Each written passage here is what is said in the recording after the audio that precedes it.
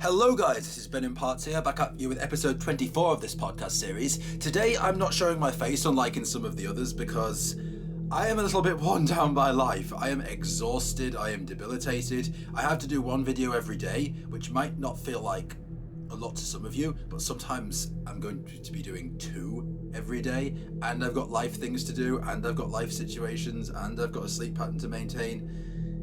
Things are weighing on me, so today I'm going to make it audio based, but still with music and still with some effects, and today we're going to talk about the Kushtaka.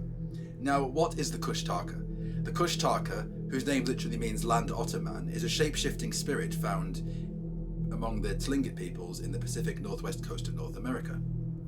In fact, they're very similar to the Watsa of the Tsimtshian people, the Natina of the Dena'ina Native Americans of South Central Alaska, the Urayuli of the Yupik in Western Alaska, and all these different peoples tell the same story. The Kushtaka are shapeshifters, capable of assuming human form, and the form of an otter. In some accounts, the Kushtaka is able to assume the form of any species of otter. In others, it only takes the shape of one. In some stories, the Kushtaka are very cruel creatures that will take delight in tricking sailors to their deaths, but in others they're actually friendly and helpful, and they frequently save lost people from death by luring them away to prevent them freezing. The evil ones, however, can be warded off with copper, the metal. They can be warded off by urine, which they hate. They can be warded off by dogs, which they're scared of, and they can be warded off by fire. They can also, in some stories, be warded off by iron, because it's said among many cultures of the world that, genies, aka jinns, aka spirits, aka spirit guides, the evil among them are terrified of iron. It's said, particularly among Christians and Muslims, that in the early days of Solomon, they were punished with iron, the evil ones, and so to this day, spirits around the world are scared of the metal iron, and some are scared of copper and other metals. It's said that, as far as the call goes, the Kushtaka will emit a high-pitched three-part whistle in the form of a low, high-low whistle, so you can always tell when it's around. But what about the good Kushtaka? According to some stories, the good Kushtaka will save lost individuals by distracting them with otter-like illusions of their family and friends, and then transform them into a fellow Kushtaka, so they'll be able to survive in the cold. So, it's a bit of a blessing and a curse, because on the one hand, you're being saved, but on the other hand, you are now a Kushtaka.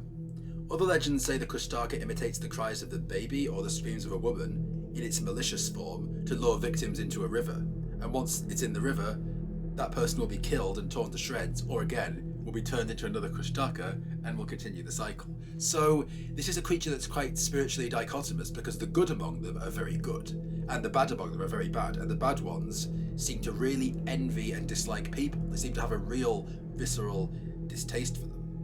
In some accounts, also, it makes them even trickier, because the Kushtaka can assume the form of any species of otter, meaning that if you're expecting the Kushtaka to come along in one form of otter and you're thinking, I'm prepared for this, I can get away with this, they're not going to fool me, I know their plans, they can assume the form of multiple species of otter, so you might still be likely, if your guard is down, to be conned. And the Kushtaka, what do I think they are? I definitely think they are a malicious jinn, genie, spirit. I think that just like the fairies of the English tradition that would lure people into forests and get them lost, just like the Kelpies in Ireland, just like the mermaids in multiple sea traditions, these are a being that often take delight in harming humans or even confusing humans. They have a envy, a dislike, a distrust of people, some would say with good reason, and so whenever they come across people, they take it to extremes and they do mean, cruel things to them. Not all of them are like this. There are some, for example, the tradition of the Hob in England that will come along and help people. There are some that will assist people when they're in distress. There are some that will almost act as guardians to people. But generally speaking, in many traditions, these beings are inherently malicious. I was trying to find online if the Kushtaka was one of those cryptids that could be summoned by talking about it too much, and if the natives are terrified of talking about it too much lest they summon it, but I couldn't find any information with regards to that. It doesn't seem to be like a Wendigo or a Skinwalker, the form of jinn that will be summoned, that will be brought forward, that will be initiated by talking about it, but it still seems to be something that's definitely feared.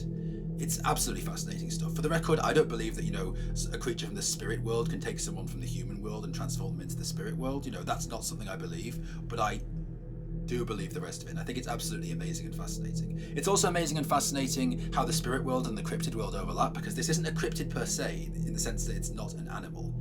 It's a cryptid in the sense that people think it's an animal, but it's actually a being of the unseen, much like people, only it inhabits a dimension that we can't see, and we can only see it when it assumes a shape it wants, like a mirage.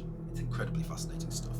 But what do you guys think? Do any of you live out there? Do any of you have family who have seen the Kushtaka? Do any of you have stories from around the world of being involved with other Kushtaka-like beings? Do any of you know anyone who's come across them? Please drop that in the comments below. That would be great. I upload one podcast episode of this Cryptid Cast series every day between 5:30 p.m. and 6 p.m. English time. I read all your suggestions. I do as many of them as I can, as long as there's some information I can find in books or online on them. Thank you for listening, and stay tuned for episode 25.